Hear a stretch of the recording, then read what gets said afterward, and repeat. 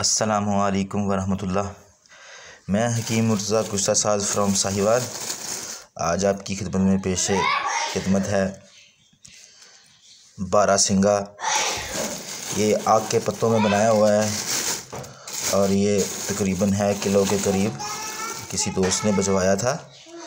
तो ये बारहसिंगा इंतहाई लाजवाब चीज़ है और एक एंटीबायोटिक है। ये बच्चों के निमोनिया के लिए, दर्दों के लिए और खून को पतला करने के लिए, लो ब्लड प्रेशर के लिए ये बड़ी ही ज़बरदस्त चीज़ है।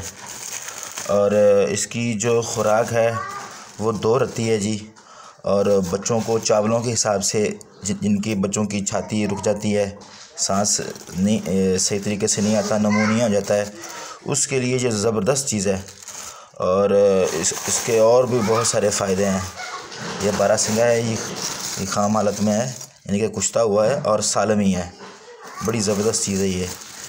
तो हुक्मा हज़रात इसको अपने मतों का हिस्सा बनाएं। ठीक है जी, बहुत शुक्रिया, थैंक यू वेरी मच। सब दोस्त अपना ख्याल रखिएगा। अस्सलामु अलैकुम।